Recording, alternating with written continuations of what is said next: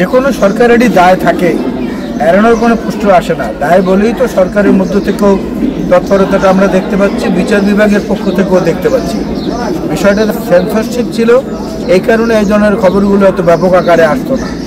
এখন যেহেতু সেই সেন্সরশিপের বাধাটা নেই, এই জন্য মুক্ত গণমাধ্যম হিসাবে সকল খবরই তারা মানুষের সামনে তুলে ধরছে। সেই কারণে হঠাৎ করে এগুলোকে এক আতঙ্কের মতো মনে হয়। তবে অবশ্যই ব্যাপারটা নিন্দনীয় এবং তাৎক্ষণিক শাস্তিমূলক ব্যবস্থা নেওয়া উচিত।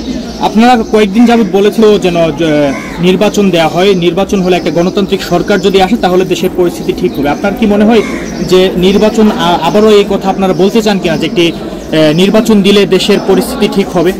না, নির্বাচন দিলে দেশের পরিস্থিতি ঠিক হবে এমনটা না।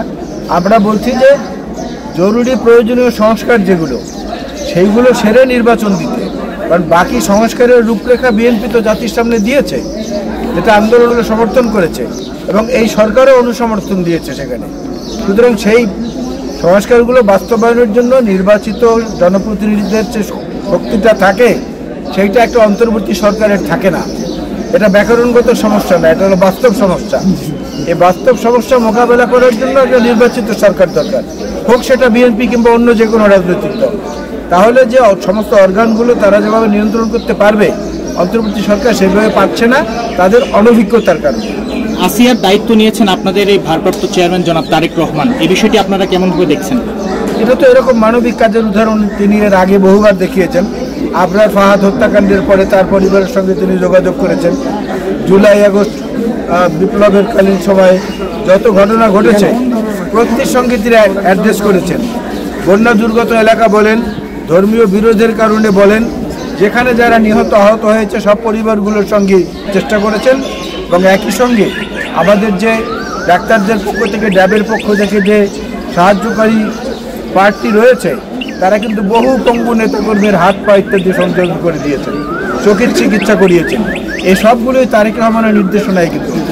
ভাই, আমার শেষ প্রশ্ন, আপনাদের অনেকে অভিযোগ করে থাকেন যে লুটপাট, চাঁদাবাজি সেগুলোর সাথে নাকি বিএনপি জড়িত।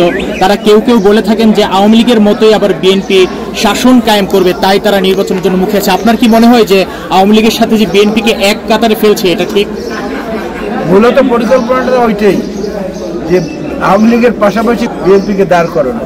কিন্তু মজাটা হচ্ছে যে বিএনপির সমালোচনা যদি না হয় তাহলে হবে কার, বলেন আমাকে? কোন রাজনৈতিক দলের হবে? তেরে মেরে পার্টি? সমালোচনা তো বিএনপিরই হবে। বিএনপি তো একটা ফলবান গাছ, এই গাছে ঢিল পড়বে, এই গাছে ঝাঁকি দিবে, এই গাছ থেকে দুষ্ট লোকেরা রাতের বেলা ফল পেরে নেবে। তো এই গাছের উপর দিয়ে তো ঝড় ঝঞ্ঝাটা যাবে, বাতাস এলেও এই গাছেই সবচেয়ে বেশি লাগবে। আর কোনো এত বড় গাছ তো বাংলাদেশে নাই যাদের নামে বলবে। আমাদেরকে বললে পরে তাদের একটু সিনাটা উঁচু হয়, যে বলতে পেরেছি একজন বর্মীয় সম্পর্কে, এইটুকুই। এটার কোনো অন্য কোনো তাৎপর্যগত ব্যাখ্যা। আওয়ামী লীগের সাথে মিলাতে চায় না, না, এটা সম্পূর্ণ উদ্দেশ্যপূর্ণ। আওয়ামী লীগের হাতে নির্যাতিত বিশেষ করে জিয়া পরিবার এবং গোটা বিএনপি, এরকম ইতিহাস পৃথিবীর আর কোথাও আপনি খুঁজে পাবেন।